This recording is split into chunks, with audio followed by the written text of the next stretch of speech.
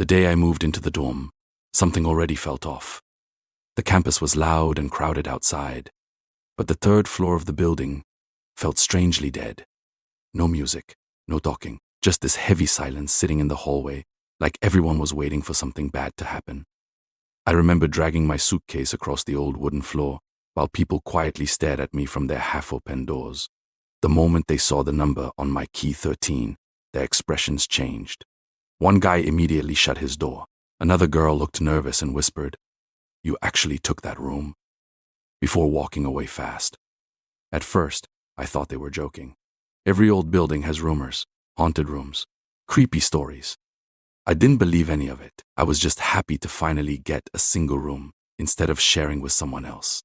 When I reached the end of the hallway, I noticed room 13 looked different from the others. The paint around the door was darker, almost stained. The ceiling light above it kept flickering for no reason. Even the air felt colder there. I stood still for a second with the key in my hand, suddenly feeling nervous without understanding why. Before I unlocked the door, the LD woman from the front desk appeared behind me. I never even heard her footsteps. She looked pale, tired, and strangely serious. Her eyes locked onto mine and she quietly said, "If you hear knocking after 3 a.m., do not answer it." Then she walked away. I laughed nervously and unlocked the room anyway. But the second the door slowly creaked open, I realized something inside was already waiting for me. The first night in room 13 felt wrong from the moment the sun went down. During the day, I kept telling myself the stories were just stupid campus rumors. But at night, the room changed completely. The walls made quiet cracking sounds every few minutes, like someone was slowly pressing against them from the other side. The old ceiling fan spun by itself, even after I turned it off twice. I tried ignoring it. I put on headphones, watched random videos, and forced myself to relax, but I couldn't shake the feeling that someone else was inside the room with me. Around midnight, the hallway outside became completely silent. No footsteps, no doors closing, nothing. It felt strange, because this was a college dorm. People were usually awake all night, laughing, talking, running around. But at night, it was like the entire floor had disappeared. I checked my phone. No signal. That's when I noticed the mirror. Earlier, it had been facing the wall when I entered the room. I clearly remembered that, but now it was slightly turned toward my bed. Just enough for me to see my reflection from the corner of my eye. I froze. Maybe I moved it accidentally. That's what I told myself. But deep down, I knew I didn't. I walked over slowly and grabbed the edge of the mirror. The glass felt freezing cold, almost wet. As I pushed it back toward the wall, I noticed words scratched into the wooden frame. "Don't look at IT after 3:13. I stared at the message for several seconds, trying to understand if someone was messing with me. Then suddenly, from somewhere inside the room, I heard a soft knocking sound. 3 slow knocks. Not from the hallway. From behind the wall near my bed. The next morning, I barely slept. Every time I closed my eyes, I kept hearing those 3 knocks inside my head. Slow, heavy, deliberate. I tried convincing myself it was just old pipes in the building, or maybe someone playing a prank, but something about the sound felt wrong. It didn't echo like normal knocking. It sounded close. Too close. Like whoever made it was standing inches away from me behind the wall. When I left the room for class, people in the hallway stared at me like they were surprised to see me alive. One guy stopped me near the stairs and quietly asked, "Did you hear it last night?" Before I could answer, his face turned pale and he walked away without another word. That entire day felt strange. I couldn't focus in class. My head hurt. I kept thinking about the message on the mirror frame. "Don't look at it after 3:13. The words looked old, deeply scratched into the wood like someone carved them in a panic. Later that evening, I decided to ask the front desk about room 13. The old woman was sitting there again, reading a newspaper. The second I mentioned the room, her expression changed completely. She slowly folded the paper and looked at me for a long moment before speaking. "The last student who stayed there disappeared 8 years ago," she whispered. "They found the room empty, Door locked from inside. Window sealed shut. But the bed was still warm. I laughed nervously and asked if she was serious, but she ignored the question. Instead, she leaned closer and said something that made my stomach tighten. He kept hearing knocking too. The hallway lights flickered above us.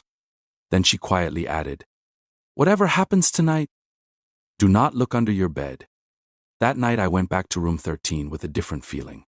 Not curiosity anymore, something heavier, something I couldn't explain. The hallway felt longer than before, like it was stretching the closer I got to my door. Every step made the wooden floor creak, louder than it should have. I kept telling myself I was overthinking everything, but my hands were already cold even before I touched the handle. When I opened the door, the room felt darker than usual. Not just low light, but like the light itself was weaker inside. I checked the mirror first. It was still facing the wall, just like I left it. That should have made me feel better, but it didn't. Instead, it felt like something was waiting for the exact moment I would relax. I tried studying for a while, but my focus kept breaking. Every few minutes, I would hear faint sounds. A soft tap near the closet. A tiny shift from under the bed. At one point, I even convinced myself it was just the building settling. But the sounds didn't feel random. They felt aware, like something was testing if I was paying attention. Around 2:50 a.m., the air in the room started changing. It got heavier, harder to breathe properly. My phone battery dropped from 40% to 12% without warning. I checked the hallway through the peephole, but everything outside was completely still again. No movement, no sound. Just that same dead silence. Then I noticed something new. A thin line under my bed, like light coming from somewhere underneath. I slowly got up, my legs feeling weak, and walked closer. I told myself not to look under it. I remembered the warning, but the light kept getting brighter. And just as I reached the edge, I heard breathing. Not loud, not fast. Right under the bed. I stood there frozen, staring at that thin line of light under the bed. My heart was beating so hard I could hear it in my ears. The breathing didn't stop. It stayed steady, calm, like whoever or whatever was under there knew I was listening. I told myself to move back, to turn away, to leave the room, but my body didn't listen. It felt like the air itself was holding me in place. I slowly bent down just a little, not enough to see full. Like, just enough to confirm I wasn't imagining it. The moment I did, the breathing stopped. Complete silence followed, like someone had pressed pause on the entire room. For a few seconds, nothing happened. I thought maybe it was gone. Maybe I was finally safe. I even started to stand back up, trying to convince myself it was just my mind playing tricks again. Then I heard it. A soft shift right under the bed. Like fabric moving against the floor. Slow, deliberate. It wasn't random anymore. It was reacting to me. I stepped back immediately, my foot hitting the desk behind me. Something fell off the table, but I didn't even look at it. My eyes were locked on the bed now. The space under it felt darker than before, like the light had been swallowed. Like the light had been swallowed. And then I saw it. A finger. Just one. Slowly dragging across the floor from under the bed, tracing the edge like it was feeling the room. I couldn't breathe. I wanted to run, but my legs felt stuck again. The finger stopped right at the edge of the bed frame. And then a voice came from underneath, low and almost playful. You looked anyway. The moment that voice came from under the bed, everything in my body went cold at once. It didn't sound loud, but it felt like it was inside my head instead of the room. Like it wasn't coming from a place, but from something attached to me. I couldn't move. I couldn't even blink properly. That one sentence kept repeating in my thoughts. You looked anyway.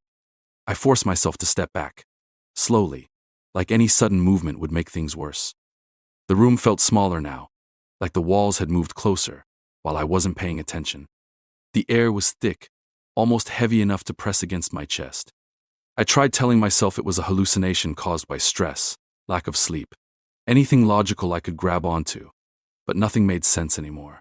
Then the finger disappeared back under the bed, not quickly, not suddenly at all, slowly, like it was choosing to go back, like it had finished testing me. That somehow scared me more than seeing it. I grabbed my phone, but the screen flickered before turning black completely. No power, no response.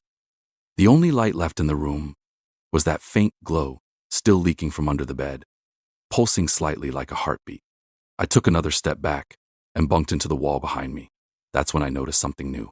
The mirror, which I had checked earlier, wasn't facing the wall anymore. It was now turned directly toward me. I hadn't touched it. I was sure of that this time. My reflection looked normal at first. Then it smiled. Not me. It. And as I stood there staring at it, the sound returned again.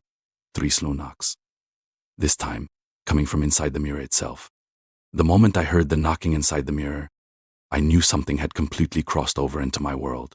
It wasn't just sound anymore. It felt like a signal. Like whatever was inside that room had finally figured out how to reach me from everywhere at once. My reflection stayed there, smiling in a way that didn't match my fear at all. It looked calm, too calm, like it had already accepted what was coming next.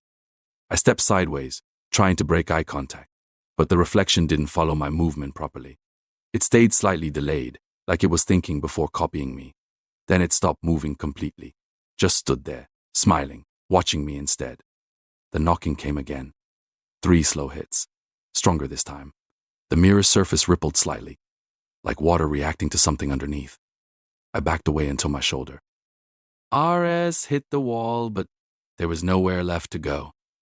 The room felt like it had sealed itself shut. Then the light under the bed brightened suddenly, not just a glow anymore. It was spilling out into the room, spreading across the floor like it was searching for something. The same voice came back, but this time, it didn't feel like it was under the bed anymore. It felt everywhere. You were never alone in here, it said quietly. My reflection finally moved again. It slowly raised its hand, but I didn't. It started pointing toward the door behind me. I didn't want to turn around, but I had no choice. Something inside me already knew what I would see. The door I had locked earlier wasn't locked anymore, and from the other side of it, I heard the knocking continuing, just waiting for me to open it. Oh,